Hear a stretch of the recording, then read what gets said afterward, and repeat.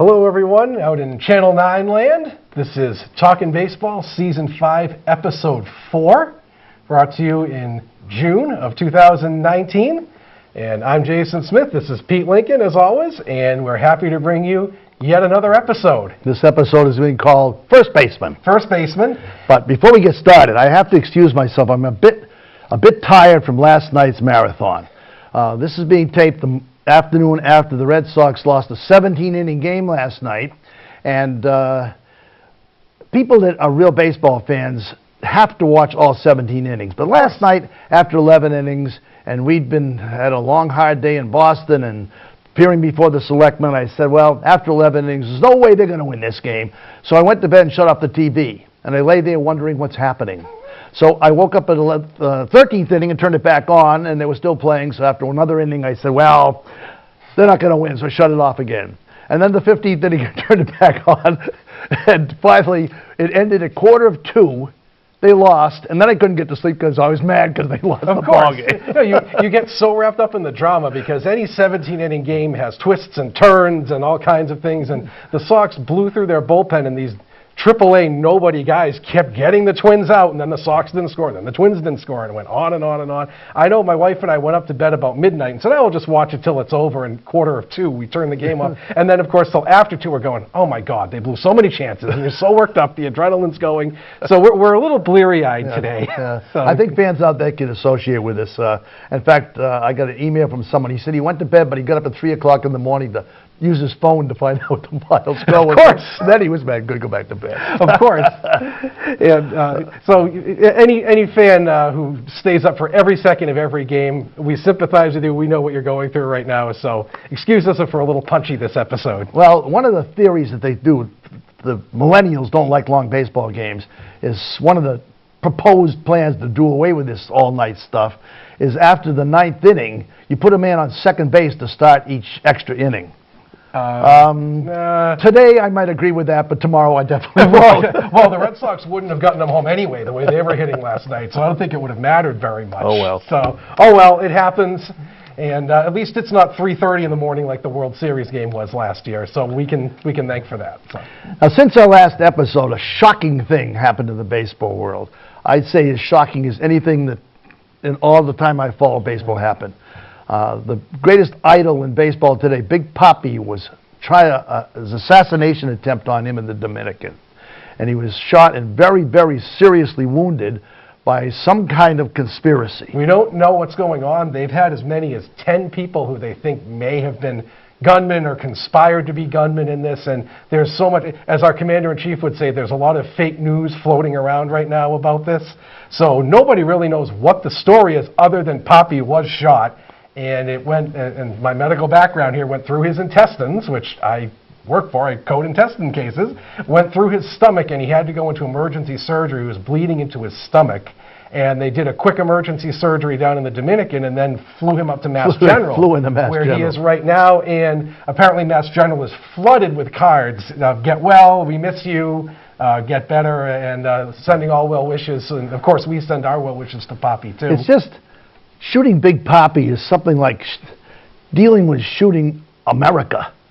He is so representative of baseball, not only here, but internationally. But in the Dominican, especially, where he's from. In South America generally, Sure. He's a hero down there. And to shoot someone like that is like shooting Santa Claus. Yeah, it doesn't happen. And who knows if we're ever really going to know the full scope of what happened. Who knows? There are so many theories floating around as to why this happened. I mean, other than his baseball exploits, what he said after the Boston Marathon bombing, coming out on the field and saying, this is our city, be strong, it just exemplified the strength of America. And to shoot somebody like that is just, it seems impossible. And to show how well-loved he is, every team had like a well-wish montage of a video of him before their games. Even the Yankees did at Yankee Stadium. I mean, that's how well-loved he is in the game, that every team would go to that extent to send their best along to him. And so, way to know, it's been about a week since it happened, and we still don't know all the details, so it's sort of ongoing. We'll so Talkin Baseball sends our best to Big Papi. Of course. And what we thought we'd do today is tell some stories about similar things that have happened. There have been two other quite well-known shootings of baseball players. The first one I'd like to talk about is Eddie Waitkus. Eddie Waitkus was a player for the Cubs in 1947, and unbeknownst to him, a fan became obsessed with him and wrote him letters, tried to get in contact with him all the time, and just apparently had almost an unhealthy obsession with him. He was traded to the Phillies, and this put her over the edge. So when he came back for a series in Chicago in July of 1947, he was staying in a hotel and got a call from a woman to come over and see her because she was a big fan and wanted to say hello to him. He walked over to her room, opened the door, and she shot him with a .22 from across the room. Missed his heart by about 1 inch. Dropped her rifle, put his head in her lap, and cradled him after she called the police. The woman's name was Ruth Ann Steinhagen, and apparently she had every intention of killing him because she couldn't lose him. And this became the first known example of criminal stalking. It's happened many times since. And this might sound familiar if you know your literature and your pop culture.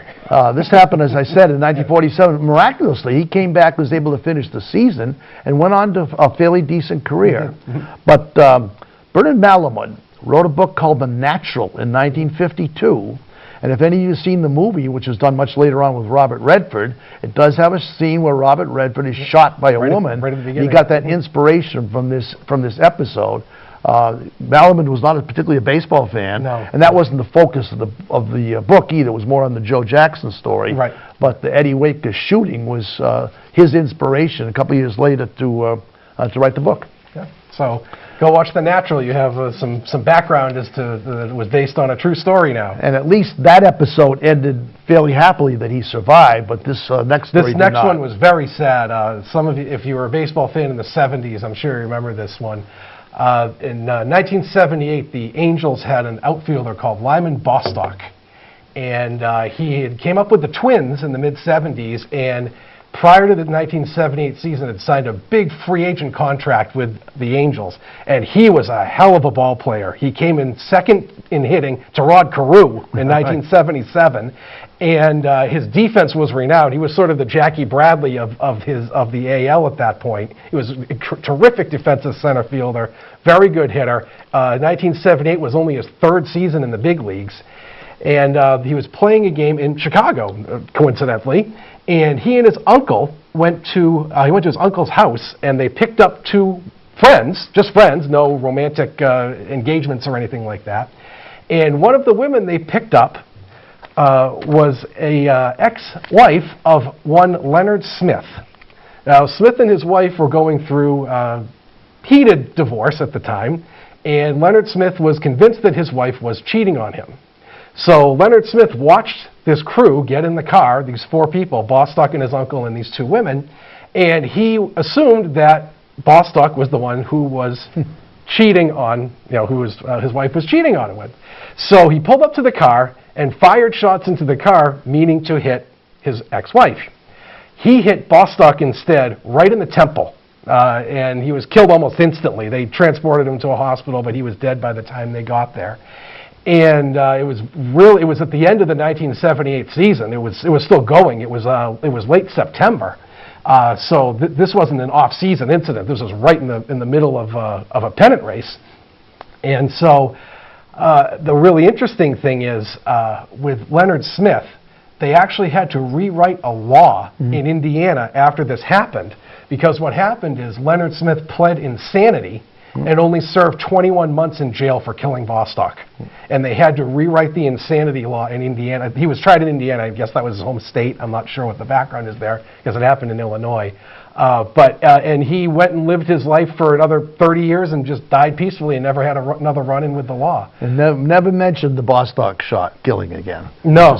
As though it never happened. No, he never brought it up again. So there are other examples of shooting of ball players, but fortunately, those are the only two. Those are the only two. Yeah, Lyman Bostock actually shares a record with Jacoby Ellsbury for the most putouts by a center fielder in a game. That's right. So So just a couple other sad incidents that happened with gunshots. It's not very often, but just keep in mind and appreciate the players that we have because right. You never know what's going to happen. I mean, fortunately, we haven't had any deaths with the Red Sox, but there are certainly other teams that have had mid-season deaths. There have been a lot of tragic episodes with ball players killed in planes or cars, but a shooting of someone is fortunately very rare.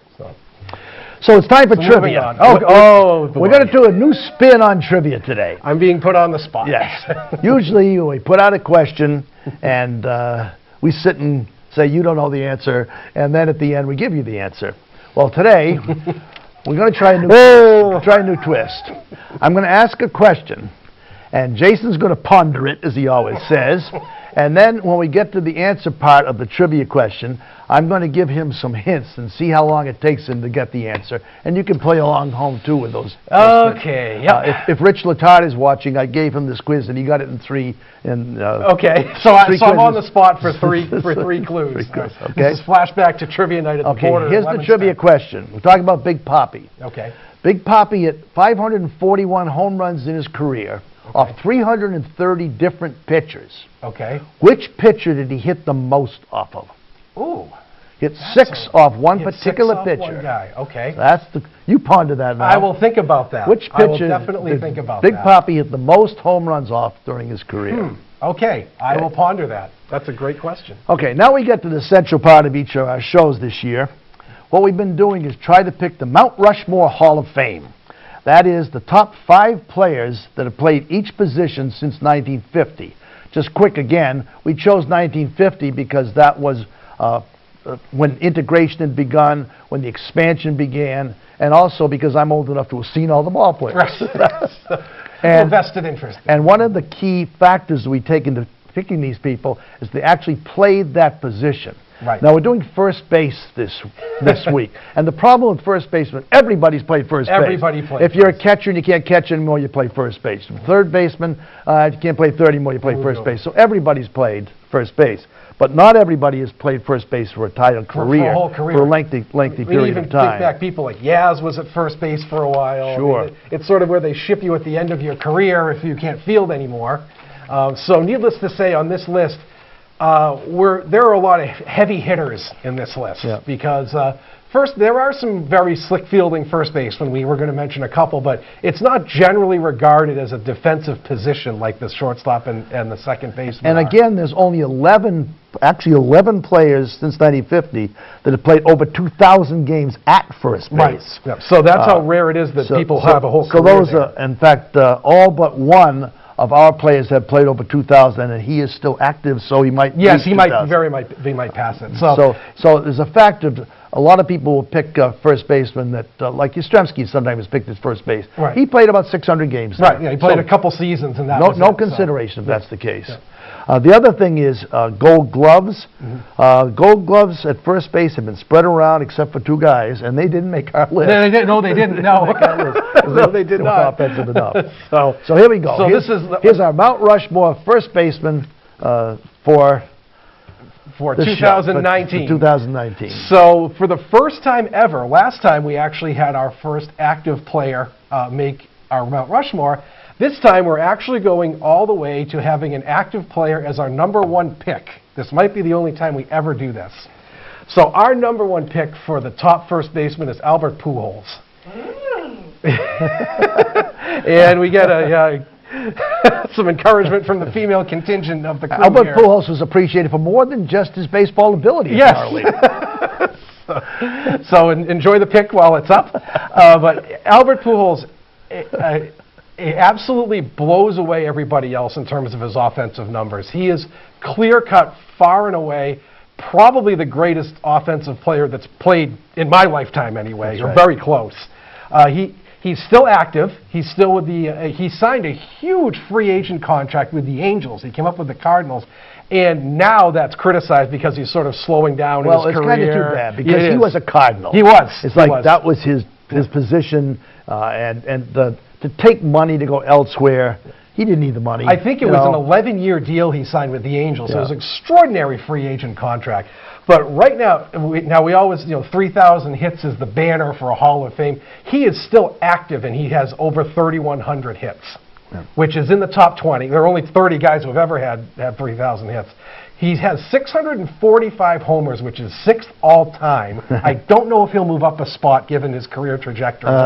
He might. I think Griffey has 660, so he might pass Griffey. Yeah. He's also 8th in doubles. He has 649 doubles, and he's 5th in RBIs. He has just over 2,000 RBIs and a career .301 average. So he might hang on to be a 300 career hitter. We don't know. But these are extraordinary numbers, especially in comparison to the rest of baseball. If you want to compare, if you know what OPS plus is, he has a 148 career OPS plus, which is extraordinary. Normal Hall of Famer would have about a 125, maybe 130. And first basemen are usually known as big, clunky guys that sit there. He has 111 steals. He does. And a couple of gold gloves to go along with it. He has 2 gold gloves. He won Rookie of the Year. He won MVP 3 different years with the Cardinals. And he also had 4 second-place finishes. So that goes to show just how dominant he is, to have 7 different seasons where you're first or second as an MVP, and 1 third-place finish.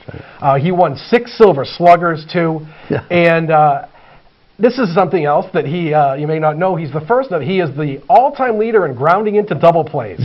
So goes to show if you just play a lot of games, things happen. So he's played over 2,700 games, and he's been remarkably injury-free his career. Yep. I think there's only 1 season where he missed really significant time on the disabled list, and that's how he's been able to accumulate all these incredible stats. And something of an anomaly in a lot of these players, he has a .323 average in the postseason. Yeah. So he's actually a better playoff hitter than he is in the regular season. That's very rare when you come to superstars. Except for Big Papi. Except for Papi, of course. Papi did not make our list. But the real bottom line is he's a heartthrob. Yeah. So factoring in the heartthrob, he's our #1 pick. But I don't think there's any debate. I think if you ask any baseball pundit that he or she would have Pujols at the top of the list for first baseman. Our #2 pick played the most games of anybody at first base, Eddie Murray. Eddie Murray was the definitive Oriole. Mm-hmm. He played 2,413 games at first base and amassed 3,255 hits, 500 home runs, hit .287, and stole 110 bases himself. He was just a steady player, also a switch hitter, which is, I think, second only to Mickey Mantle for home runs by a switch hitter. Yep. He just became the face of the franchise. He did. I think that says a lot for a player, that he can stay with one club for so long. Mm-hmm. Yeah, and he did bounce around at the end of his career, but he's always known as an Oriole. And you said steady, and I think that's why he's underrated. He never had more than 33 homers in a single year, but every year he had like between 27 and 33 homers. He was just incredibly consistent. Right up until the end, he really didn't slow down till he was in his 40s. I think he's a very underrated player. If you look at his numbers, they're very impressive. Well, he's in the Hall of Fame. Yes, he is. He's in the Hall of Fame. But interesting about our list, a couple of players. Well, Pujols isn't in the Hall of Fame yet because he's still active. Still active. But our next player is not in the Hall of Fame, despite his record. That's true. So #3 on our list is Rafael Palmeiro, who's well, his name was in the news for not good reasons. In putting aside his numbers for a second, we've said right from the start on this show, we don't care about the steroid era things.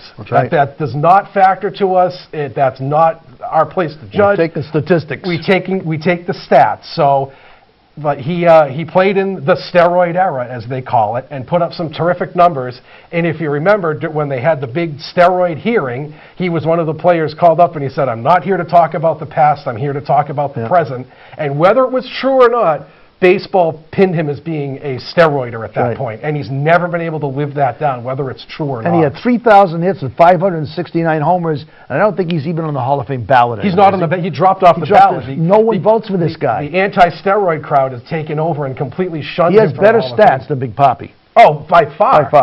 And Big Papi's going to be a shoe in the Hall of Fame, and he's dropped out of sight. Yeah, he has a .288 average. He had 10 different years where he got MVP votes, which shows how long he was dominant. He had 3 Gold Gloves. One of them being, this hurts him too. One of the years he won a Gold Glove, he only played 28 games at first base. But that gives him the reputation that people think he was a DH. Actually, that was the only season he didn't exclusively play first base. That was just sort of a one-shot deal where he DH'd. So he at least had the reputation of being a terrific fielder. And 569 homers, as you said, that's a lot of homers. So he's number 3 on our list. And again, I think he never won an MVP. I think he might have gotten a second or third. And sort of like Eddie Murray, he was consistent, but he didn't have a huge dominant year or two like like Pujols did year in and year out. He wasn't a very colorful player. No, not at all. That's the thing. He was quiet. Yeah. He didn't speak the language well at all. Right. And he played mostly for Texas. Texas and Baltimore. Texas and Baltimore. So he wasn't in postseason play. Not a lot. Not a lot. Anything. The couple years that Baltimore was good, but he didn't do much in the postseason, if I remember right. As we've talked a lot about having iconic moments. He never had an iconic moment. Name me an iconic moment. Actually, his 2 iconic moments were the Congress hearing and the Gold Glove, which is not fair because those are 2 very minor things in his career. But again, like Eddie Murray, a very overlooked player. And he was not someone you wanted to see coming to the plate when the game was on the line. No, he wasn't. And he had a lot of walks in his career specifically for that reason. People just said, forget this, and they just put him on base and take their chances later on in the lineup. We had an iconic moment with him. Maybe you don't even remember this. We went to see the Yankees play, and they were playing Texas. I do. I remember. And I do. I went out to right field because there were nobody sitting out there. And Palmeiro hit a home run, and the usher wouldn't let me go down to the empty seats and pick it up. Yep. I remember that. I remember that. That's another reason I hate the Yankees. Right, I know. There's a chance to get and they'd expect you to throw it back. Because that's what they do at Yankee Stadium. They throw it back chance to get a home run ball. The usher said, you can't go down there, son. Or, you can't go down there, son. With the New York, my bad New York accent. So, but yeah, and he came up with the Cubs, actually, and then went to Texas and Baltimore. But you're right, not very colorful, but certainly steady day in, day out. I think he's a Hall of Famer for sure. No chance. But he'll never get in. Never get in. Number 4 is sad for Boston fans. Yes, it is. Jeff Bagwell is our number 4 Hall of Famer. Jeff Bagwell came up with the Red Sox farm system. In fact, this picture you're looking at right now has him in a Red Sox uniform, but he never played for the Red Sox. Look at this, the New Britain hat. Right? When they had a farm team in New Britain. New Britain Red Sox. What happened was the Red Sox were in a close, they thought, pennant race, and they decided they needed another relief pitcher, so they traded a prospect, Jeff Bagwell, for Larry Anderson. Now, what happened is... That's the Larry Anderson. Well, actually, Larry Anderson pitched really well for the Red Sox. For half a year. For half a year. And Bagwell went on to have 20 good years with Houston. And the funny thing is, at the time, Bagwell was in Double-A and Scott Cooper was in Triple-A, and Scott Cooper was the next big third base prospect, as Bagwell was playing third at the time. So Lou Gorman said, "Here, have Bagwell instead of Cooper." Well, look what happened. Cooper made the All-Star team twice, yeah, on horrible teams, but he still made the All. But that's a great example of sometimes trades happen all the time through baseball. Sometimes they work out and sometimes they don't. And you never know. Anytime you send a prospect to a team, it's a crapshoot. Sure it is. You never know when a prospect is going to pan out. And at the time, nobody was critical of that trade because the Sox were in a tight division race. They desperately needed a reliever. And it made sense at the time. As I recall, he was kind of heavy. You saw the picture of him. Yes. And they're always leery of someone in his 20 years old that's a little chunky. But he was always chunky. He was chunky right all through his playing days, which, again, led to steroid accusations. Never proven, never tested positive. And he couldn't have been chunky because he had 202 steals. Right. With the most steals of any first baseman. He did. But he had 449 homers. He had a Rookie of the Year and an MVP. He did win a Gold Glove, so he at least had a fairly good fielding reputation. Again, he had 10 seasons with MVP votes, which, playing for the Astros, you're not going to get a lot of publicity unless your team is really good. But he became the definitive Astro. He is Mr. Astro if you go there. And keep in mind this, too. Until 1999, which was the first half of his career, he was putting up those numbers in the Astrodome, which was the ultimate pitcher's park. So think of what he would have done if he had played in a different park. Those numbers would be a lot higher. But So, you never know. You never know. You never know. But he's in the Hall of Fame, too. He is. He just Right? got inducted Just a couple inducted years Hall of ago. Fame, But so. he could have been a Red Sox, but who knows if he would have knows? panned out as a Red Sox. know. You never know. But The fifth one we have is also in the Hall of Fame, and he does have a very strange, iconic moment. Willie McCovey from the New York Giants, played in the 50s and 60s. His stats overall don't seem to stack up as well as a lot of them do, but he is not only in the Hall of Fame, but I think he was on the second ballot, maybe? Yes, he was. Well, keep in mind, a lot of his career was in the pitching-heavy 60s. That's right. So his numbers are going to be depressed just from the era that he played in. So again, we talk about OPS plus. He had a 147 OPS plus, which is just behind Pujols, which And he shows had how much better he 520 was. 21 home runs. Who else had 520? Same number as Ted Williams. That's Same right. as Ted. And again, iconic players. He's known as Mr. Giant. That's right. I mean, he did play a couple Right. years with the Padres and briefly with the A's, which I didn't know until I looked it up. But, you know, McCovey Cove is a place in the Giants Park. Club, He's that's known right. as Mr. Giant. He's revered among Giants. Do you remember his fans. nickname?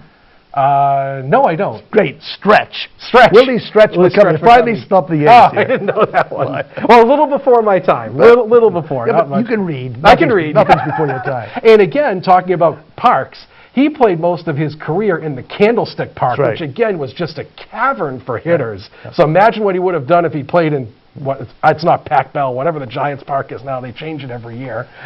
But who else has water named after him? Right.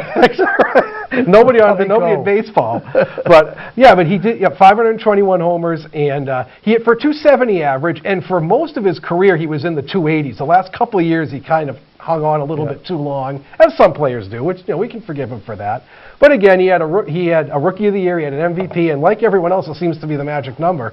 He had 10 seasons where he got MVP votes, and most of his career, the Giants were really bad. Yeah. So the fact that he got that many MVP votes shows how good he was. And he was on his team. I don't know how you value this. On his team, he was tremendously popular and a very big fan favorite too. They love this to this guy. day, and he just died a couple of years ago. Yes, he did. Yeah, very recently. So as we do, we always like to give honorable mentions for people who didn't quite make our list. Right behind them is Todd Helton. I feel bad about not including who's a him. Hall of Famer. We feel bad about not including him. He just didn't quite stack up to the rest of the players here. He's a strong 5A behind these guys. And also, I feel that you could certainly make it a Hall of Fame argument for Fred McGriff, too. Yeah. McGriff played it. I think McGriff has the third most games ever at first base. He played forever. And well over 500 homers. He's certainly a strong 5B behind those other two guys. And here's some of the other ones we considered for people out there maybe thinking along the line. Keith Hernandez had 11 Gold Gloves. He's the number one Gold Glove winner. Gold Glover. And I was considering him until I started reading about him. Apparently his teammates hated him. He was involved with coke for a while. On both the Cardinals and the Mets. And the Mets. And as it's coming out, that whole 86 Mets team was pretty much into all the drugs and all that other good stuff. But he had 11 Gold Gloves, which is remarkable. It really is. And he was a pretty good hitter, above average hitter, but the as they say, the character clause came into play a little bit with him. The other two guys with a lot of Gold Gloves are Don Mattingly. Mattingly won a ton. I just don't think Mattingly played long enough. He didn't long enough. That's right. His career ended too quickly. Really did. Which is a shame, because the first 6 or 7 years, he was right there with Wade Boggs as the best hitter in the league. I think he only played 12 years. He just didn't have the longevity. And the other one who had 8 Gold Gloves was George Scott. George Scott, yes. Favorite Red Sox first baseman. And the other ones who played a lot of first base, so you might think of Steve Garvey played a lot, not a Hall of Famer, but certainly a good player, Mark Grace. John Olerud, Andres Galarraga, all these guys were very good first basemen, and if it was another position, they'd certainly have a shot at a top 5. First base is just such a strong position. There's so many people you could pick for this, so it was tough to cut it down to 5. If you go online and say, who are the top 100 first basemen, you're going to see probably most of them that are picked didn't play first base that much. Right, exactly. They were put in first base just because their overall careers were good. Yeah. And I'll bet if you go down through and check out all the people that are in the Hall of Fame, a good percentage of them played first base. Oh, sure, absolutely. A lot of outfielders especially went to first base, or third baseman went catchers. George Brett went from third to first late in his career. We talked about George Brett. Rod Carew went from second to first. Yes, so, but these are people who exclusively played first base. So Feel free to agree, disagree, let us know. That's our top 5 Mount Rushmore for first baseman. And as always, I don't see this changing anytime soon because our active one is actually the top player. That's right. So I don't see anybody sneaking up on them Albert anytime Pujols, soon. Eddie Murray, Rafael Palmeiro, Jeff Bagwell, and Willie McCovey. Next show, we're going to take on left fielders, and that is going to be a chore. Yes, left fielder, like first base, has a lot to choose from. Yeah. And you may see a Red Sox pop up on that list. Possibly. I don't know, maybe. Possibly. I don't know, maybe. You might see one. Because, again, the left fielder I think you're referring to played a lot of first base. Played a lot of first base, DH, exactly, you know. exactly. So, well, moving on now. Something else happened that was kind of, I think, very sad since our last episode. The passing of Billy Buckner. Billy Buckner, who was our first baseman in the tragic, as most people would have it, 1986 World Series, where we one strike away three times from breaking the curse, and it didn't happen. And what has happened with Bill Buckner, as everyone knows, but we can review the situation. Sure. The Red Sox were in the 6th game against the Mets at Shea Stadium, and Roger Clemens left the game. The game was tied 3-3. In the top of the 10th inning, old hero Dave Henderson hit a home run to put them ahead. And then Boggs got on base, and Marty Barrett doubled him in. Yep. 2-run lead going into the last of the 10th. 5-3 lead. The curse is broken. I'll tell you a little story. Yes. And I had a friend, the longtime baseball friend. I used to play softball with him, and we grew up together playing baseball. He lives in Florida now, down in Naples. And we had a pact that we'd call each other if the Red Sox ever got to a situation where they're going to win the World Series. So I get him on the line to Naples, and he opens a bottle of champagne, and I open a bottle of champagne, and we're going to toast our first championship. So on the mound, as you remember. I was 10 years old. I remember it well. First batter up, pops up. Pops up. Second batter, Keith Hernandez. Keith Hernandez. Flies to center field. And Hernandez himself said he went into the dugout to have a cigarette because he couldn't bear to watch the Red Sox. He had a smoke and a beer back in the clubhouse. One single out away. Next batter up, bloops a single. And it was Gary Carter. Gary Carter. Blooped a single. Bloops a single. Yep. Next one coming up is a pinch hitter. Keith Mitchell. In his rookie year. Who looked like a hydrant. That's the way he was built. Yes, and he, again, blooped a hit in. Just a little flare hit. And then the third one was Ray Knight. Got a single. So a run is scored. So it's now 5-4. 5-4. And men on first and second. Yep. And manager panics. Yep. McNamara panics and pulls Calvin Schiraldi, who had been their airtight closer all along, and it's sailing along. These 3 hits were not. He didn't slap him around. They weren't hit hard. And so they bring in Bob Stanley. The steamer. The vulture, as well as the steamer. Who proceeds to throw a wild pitch and moves both runners up. Yep. Well, instead of intentionally walking the next batter is Mookie Wilson, who is not Mookie Betts. Mookie Wilson was not a strong hitter at all. No. And he hits a slow bleeder down to first base, and all Buckner had to do was pick it up and step on it to tie the game now. The wild pitch had already let the tying run come in. So the game was tied. The ball went through Buckner's legs, and as the announcer said, behind the bag! Behind the bag! And the winning run scored in the game, and Buckner was the go to the game. Now, that only meant that the series was tied 3-3. And that's the narrative. There are so many twists and turns to what really happened rather than the narrative that people like to send out. So but that was game it wasn't that era was a problem, obviously, but what had led up to that was several other problems. Oh, of course. The wild pitch, especially. Oh, of course. Well, because if it hadn't been a wild pitch, only 1 run could have scored. Well, and thinking back, actually, because the legend is, Buckner should have been taken out for defense because they put Dave Stapleton in for defense. Actually, if you look back, Buckner should have been out in the game in the 8th inning, and here's why. The Sox were ahead 3-2 in the 8th, and they had the bases loaded, and they could have put the game away. And the Mets brought in Jesse Orozco, who was absolute death to left-handed hitters. I think he pitched till he was 48, exclusively getting left-handers out. And instead of pinch hitting Don Baylor, McNamara, idiot manager that he is, let Buckner hit against a guy who just kills lefties. And he had taken Buckner out of almost every postseason game when they had a lead, he took Buckner out. Stapleton was an excellent fielder. He didn't take him out. Well, and Buckner flew out, killed the rally. The Mets tied the game in the 8th and went on to win the game. So Buckner should not have been out there, true, but it was the 8th inning, not the 10th, that he should have been taken out of the game. And it was only the 6th game. It was only the 6th game. And the next game, Bruce Hurst came back in again to try to...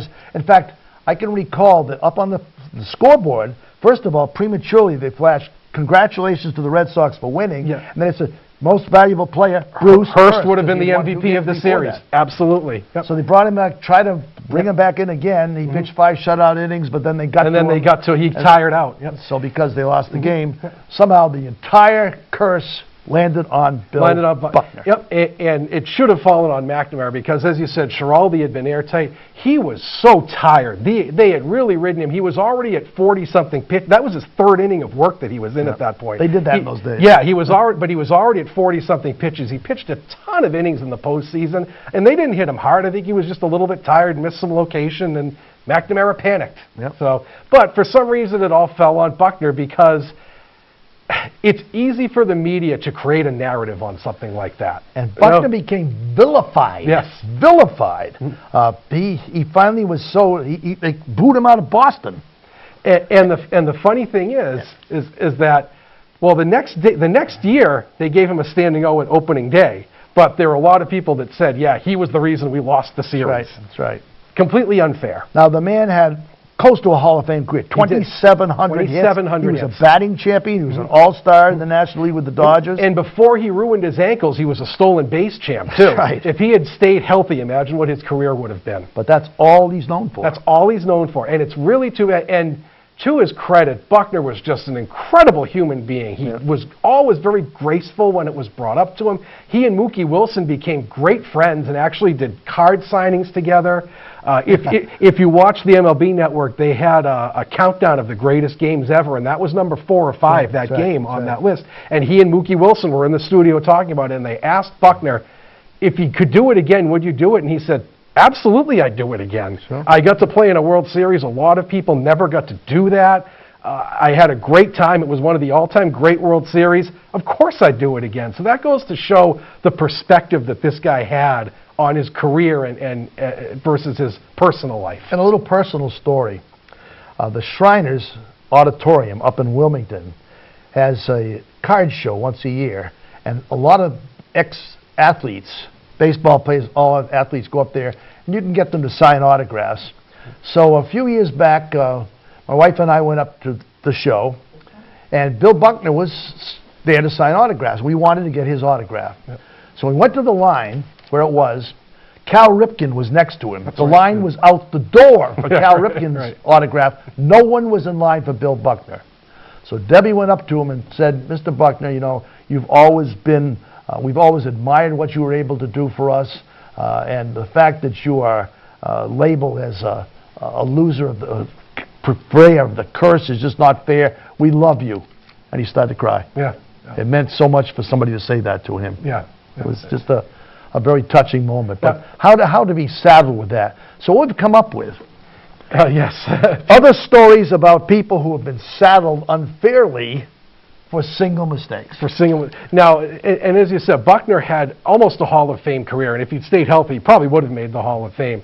But a lot of times, you know, as we talked about, you know, whether it's reporters or fans or whoever, they tend to focus on one play. That's right. Which is not fair. It's easy. It's easy to. It's easy. Yeah, absolutely, it's easy to. But it's not fair to the player to do that. All through the 50s, the Red Sox were lousy. So who did they pick on?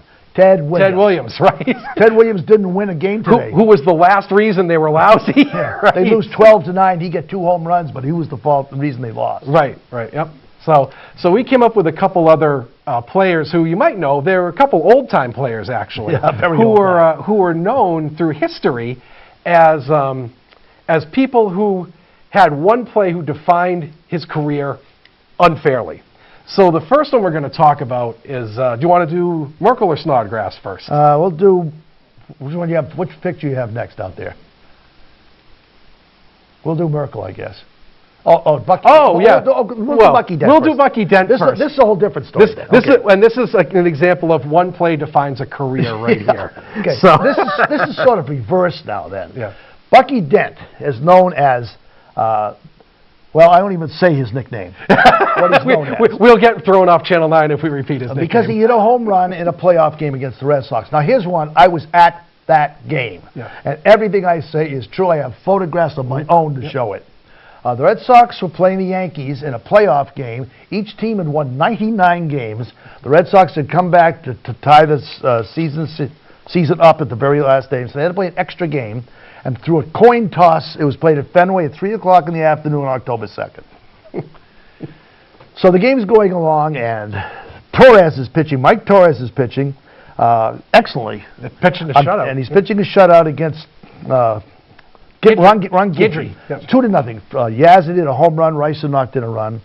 And in the top of the 7th inning, a couple guys got on base, and Bucky Dent came up, hit a ball off his foot, and so changed bats, and somehow managed to hit a home run to put the Yankees ahead 3-2. And Yaz said when he hit the ball, Yaz said, he's thinking, I've got it. And it was this little fly ball that went over the wall by about a foot. It was just caught a little breeze. Any other park, it would have been an easy out. Caught a breeze. The big section behind home plate that's there now wasn't there then, so just caught a breeze and just snuck over right down the line, probably 320 feet. Yeah. Okay. And it put the Yankees ahead 3-2. But that was not what won the game. Hold a second. That was not the whole game. Okay. Torres gave up another run that inning to make it 4-2. They brought in Bob Stanley. Once again, and he gave up a home run to Reggie Jackson in the top of the 8th. And we're all sitting back saying, well, that's it. It's all over. In the last of the 8th, the Sox rallied and got 2 more runs, so it's now 5-4. Off Goose Gossage. Off Goose Gossage, who pitched also almost 3 innings. Yes. So it's now 5-4. Now, the hit that Dent got made it 3. It's 3 have now 4. So how is that to feed us? Exactly. And then in the last of the 9th, we had, with 1 out, Jerry Remy, first, Burleson walked. Yeah. Jerry Remy got a single. Yeah. Remy had a hit in the 8th and the 9th inning in that game, So now we have men at first and second, but the person that really beat us in that game was not Bucky Dent. Nope. It was Lou Piniella. Absolutely. But 2 reasons. Yeah. First, in the last of the 6th, the Sox had 2 men on. Yep. And Fred Lynn came up and hit a long fly ball that almost went into the stands. Piniella said later that he had noticed that Guidry's fastball was starting to lose a little bit, and so, because Lynn was a left-handed hitter, shifted 5 or 6 feet to his left. How smart is that? I mean, really? He's a smart ball player. How smart is that? And he was able to make a running catch and nail the ball before it dropped in for another 2-run base hit. And what happened in the 9th inning, the sun now, game started at 3 o'clock, and late in the afternoon, close to 6 o'clock, he's looking west, directly into the sun. And let me tell you, it was not a cloud in the sky. It was bright. And if you watch the replays in that game, right field is white. You can't see right field because of the sunlight. So Remy hits a ball, not hard, but like on a bouncing loop.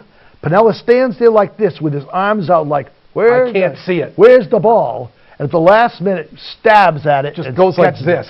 Burleson couldn't tell what was going to happen, so he pulls up at second base. If that ball got by him, Jerry Remy would have been mayor of Boston. Yep, he would have had an inside-the-park homer if that got by Piniella. And that's how Piniella. If you watch, Piniella goes, at the last second, he just sticks his glove out like this, like he caught it out of the corner of his eye. If that ball is 5 inches higher, lower, or this way, that ball's by him, and it's a different game. Jim Rice comes up next, hits the ball to the warning track. Burleson goes over to third base. Yep. Then at first and third. Fenway is going absolutely berserk. I've got some pictures I took that day. They're fuzzy because the stands were moving up and down. So I was standing, jumping around. And on the second pitch, Yaz hits a lame little pop-up to third base. And it was the strangest thing. The park went dead silent, and nobody moved. Yeah. They just sat there. We lost. Wait a minute. We lost. We lost. Wait a minute. Mulligan. Yeah, that was not supposed to happen. And to this day, my mom tells me I was 2 when this happened, so I had no idea of the horror that had just commenced. And I went into the bedroom and I said, Mom, why are you crying? She said, you don't understand, but you will someday. You will understand someday, son. You're going to have a different kind of curse. Right.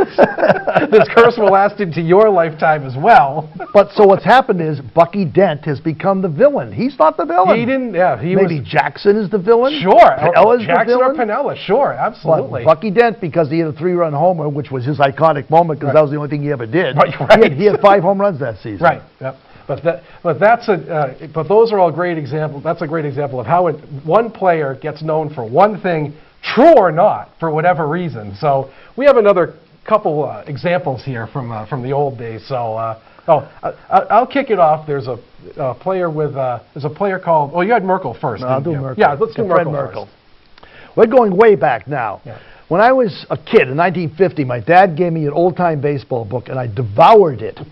And there were 2 stories that always stuck in my mind about 2 players that had done something apparently incredibly atrocious that their names became synonymous with something. Mm-hmm. Fred Merkel was a 19-year-old kid playing for the New York Giants against the Cubs in a game 2 weeks before the end of the season. In 1908. In 1908. Now, 1908 is the youngest player in the majors at the time.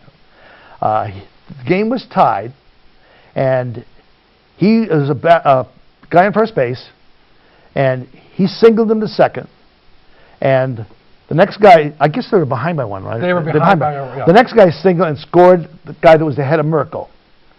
No, that can't be right. It was a tie game. It was a tie game. Yes. The guy behind Merkel singled. In those days, when a game was considered over, especially a walk-off, fans were allowed on the field. Yeah. And the Polo Grounds, where they were playing, was a weird-shaped field where down the lines, it was only 260 feet. Yep. So people just vaulted over the stands, came tearing out in the field. I remember I said Merkel's 19. Yeah. He looks and sees this horde running after him, and he just panicked and ran off the field without touching second base. Now, at this point, the place is just mobbed with folks all over the place. Johnny Evers, who was the second baseman for the Cubs, Hall of Famer, Tinker to Evers to chance, noticed that he hadn't touched second. Now, the winning run can't score because there's still a force play at second base. So he called for the ball. One of the Giants players found the ball and threw it into the dugout. Supposedly it was Joe McGinnity, the pitcher. Just got rid of the ball. Just threw the ball into the stands. Evers found some ball and ran over to second base and jumped on second base and said he didn't touch it. He's out. Game should be a tie. He convinced the umpire that was a valid play. Hank O'Day was the umpire, another Hall of Famer. And the problem then was they didn't have any lights. It was too dark to continue play, so the game was suspended and a tie had to be replayed. Now, remember, that was just 2 weeks before the end of the season. So, at the end of the season, they made up the game, and the Cubs beat the Giants, and the Giants lost the pennant. As luck would have it, they were tied going into the last game, and the Cubs won. So the term for somebody that did something stupid in those days was bonehead. Merkel was known as the bonehead, for the rest of his career. He played 18 more seasons. Yeah. And he was still known as Bonehead. Bonehead play. And I remember my dad used to call me Bonehead once in a while. Yeah. And I'd say, well, I made it to second. Right. And that was a common practice at the time, actually. Sure. I mean, the game was over. And, well, I mean, it happened again in the 70s. Fans used to run on the field after things happened. But, again... How do you... Chris Chambliss? Chris Chambliss couldn't even get to home plate. He had to beat people up to make it around the play. But that was with 2 weeks to go in the season. Now, if the Giants win one more game in those 2 weeks, nobody thinks anything of that game.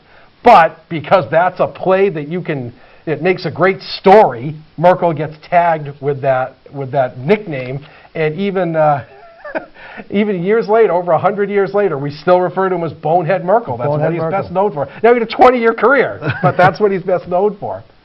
So, one more story here. Oh, yes, yeah. Your Snodgrass story. Oh, yes, yeah. So, there's another one. Now, you may know this one because this affected the Red Sox.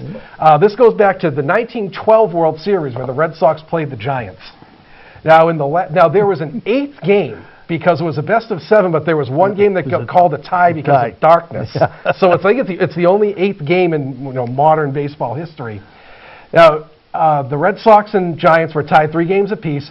Joe Wood and Christy Mathewson were pitching Game 7 now. How would you like to be there for that matchup? I mean, my lord. Joe Wood was 34-5 that year. That would have been an all-time pitching matchup. So, actually, no, Wood didn't start. He came in relief later. Sixth inning, I think it was Hugh Bedient started the game, I believe, who was sort of a one-year wonder for the Sox. But the game was tied 1-1, it was 1-0. The Giants got a run off Wood in the 6th or 7th inning and tied it. Now, the Giants went ahead in the top of the 10th, 2-1, off Joe Wood, and Mathewson comes back out for the 10th inning. Now, Fred Snodgrass was the player at first base. And actually, again unfairly, Snodgrass was a very key member to a Giants team that went to 3 straight World Series. He was a very good hitter. He was a big stolen base guy. He was a big on-base guy. He was a key cog in their team. So but Mathewson comes out for the 10th inning, and the first play, he was a center fielder, not the first baseman, center fielder. And the first batter hits a lazy fly ball to center field. Snodgrass drops it. Now, there's controversy because maybe the shortstop might have called him off for it, and that's what caused him to hesitate. We'll never know, but that's one of the stories. So there's a man on second. Clyde Engel, who was pinch hitting for Wood, ended up on second base. Now, the next batter, who was the next batter? Not Speaker. Who was the next one? I forget the next batter. Who the next batter? Oh, Duffy Lewis was the next batter. Yeah. Duffy Lewis hit a screaming line drive to center field, and Snodgrass made this incredible catch out in center field. And the problem was then the fans were in the outfield. The fans were out so there, he had to dive into the fans to make the catch. It's an extraordinary catch to save a run. So he's made up for that play where he made the error, and there's a guy on second. So there's one out, tying runs on second. Now, Christy Mathewson, one of the best pitchers ever in the game. Steve Yerkes is up next, a .240 career hitter, and he walks him. Now, why are you walking Steve Yerkes? I have no idea, but that's what he did, especially with Tris Speaker on deck. So Speaker comes up, hits this lazy little foul pop halfway up the first base line. Now, the first baseman was Fred Merkle. That's right. So it goes to show how baseball comes around in the cycle. And the catcher and Mathewson on the mound all just sort of look at each other because they think one of them is called for the ball, and some of the Red Sox supposedly were screaming too. So they all hear, I've got it, I've got it, I've got it, I've got it, and the ball falls in foul ground. Speaker has a second chance. Now, any one of these 3 fielders could have and should have made the play. Speaker gets a second chance, lines a hit, ties the game. The next batter walks, so the bases are loaded, and Larry Gardner hits a sacrifice fly, and the Sox win the World Series 3-2. Now, Snodgrass, his play became known as the $30,000 muff. Because supposedly that mistake, that was the share of the World Series at the time, if you won the World Series. It cost $30,000 because he muffed that fly ball. Now, again, that was the leadoff hitter of the inning. And he saved the next batter, he saved a double. So Mathewson, who couldn't get out of the inning, who should have been able to pitch his way out of the inning, and Merkle and the catcher all were equally culpable for that loss. But because everybody remembers the 2-base error, it's known as the $30,000 muff. That's what Fred Snodgrass is known for. When I was a kid, the book said Snodgrass's unfortunate muff. And in his obituary, 62 years later, when he died, the New York Times headline. This is 1974 now. He played in 1912. Fred Snodgrass, 86 dead. Ballplayer muffed 1912 fly.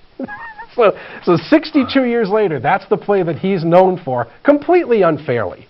So it just goes to show it. Hey, in another great example, Dennis Eckersley. We love Eck, but what's the iconic image of Eck? Giving up the homer to Kirk Gibson. That's right. And again, he takes it well, he owns it, and has a great sense of humor about it. But it's amazing how some people are just known for one play when the career is completely different apart from that one play. We'll have to move along because we're getting tough on time. We're getting a time crunch. So let's have a trivia answer. Big Papi hit 6 home runs off one particular pitcher. First clue, he played for the Blue Jays and the Phillies. The Blue Jays and the Phillies. Primarily the Blue Jays. Oh, nope, it's not. Second, I was going to say. He's dead. Oh, Halladay. Yeah, it's got to be Halladay, right? Yes. 2 picks. Good for Halladay. you. Roy Halladay. Yeah. Good for you. Hall of All Famer, right. Roy. Freshly Hall of Fame. That was the third clue. Roy Halladay, That was yes. the third clue. And a completely deserving Hall of Famer, by the way. Man, he was a guy you did not want to face. That's right. Oh, he was a terrific. This is how crazy Halladay was. In an era where pitchers are supposed to go 6 innings and be done and hand it off to the bullpen, there was a game he pitched for the Blue Jays. He went 8 innings and got the win. After the game, the reporters went in the clubhouse, and he was on an exercise bike. After he pitched 8 innings, they said, "Why are you exercising? Go home." He said, "I didn't go 9. I want to go 9 next time." That's how good Halladay was, and I don't think anyone's going to break his complete game record. He pitched a no-hitter in a postseason game. Yeah, no-hitter in the regular and the postseason, and I don't think anyone's going to break his complete game modern record for a while. He has so many complete games, it's amazing. Well, what we had planned to do at this point was talk about bobbleheads, but I don't think we're going to have much time. We're going to do that next show then. It's a little preview. Just talk about it a little bit. Here's something we don't understand. Here's something we don't understand. Bobbleheads. Abe Lincoln. Is an Abe Lincoln bobblehead. See 2 guys sitting around Madison Ave trying to come up with something new for baseball, for anything. Let's take a figure of a person that doesn't really look much like him, pull his head off, stick a spring underneath him, and have his head and watch his head move around. And we'll sell those for $40 a piece. And it's a marketing bonanza. We'll give them away. We'll give them away. And we have a little collection. We can run through them really quick, maybe. Here's Wally. Wally the Green Wally's Monster. holding a Wally the Green Monster, his bobblehead. Wally's head bobbles too, I guess. It's just they give these away at ball games, and people collect them so that they can sell them on eBay afterwards. So they get $30 or $40 for each one of these things that comes up. Bobbleheads. So I think that's a preview for next show, since we're out of time. We'll talk about Chris Sale. There's Chris Sale that looks nothing like him. He's left-handed at least. Yeah, right. They got that right. So yeah, we'll come up with some great ideas for maybe some promos to tie in with bobbleheads for next show. I think that's a really good one. I already have another couple ideas that we can use for that. I think is a great idea. So we are up against the clock. I guess we're up against the clock. I guess we're up against the clock. I'll tell you what, we'll hold on to the rest of the bobbleheads till next time. All right. So this is signing off for Talkin' Baseball. Season 5, Episode 4 is complete and in the book. There's something else going on. This is Episode 5, Season 4. As I said, we'll be back next show with the left fielders. The left fielders and bobbleheads, we promise. So until that time, we'll see you all. Take care. Go to the ballpark.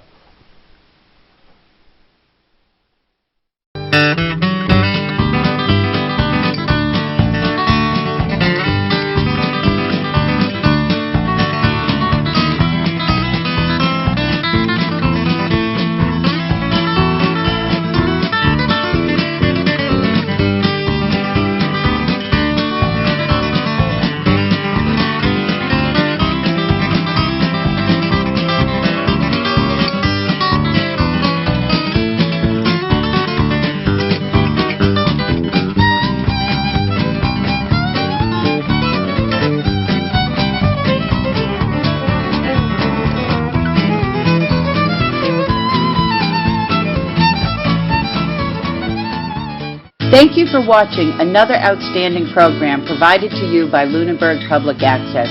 We're here to serve the community. Lunenburg Public Access is always looking for volunteers to help record town events, high school sports, and town meetings. Please consider helping us out today. To contact us, you can call 617-763-3018 or email us at lunenburgaccess@gmail.com.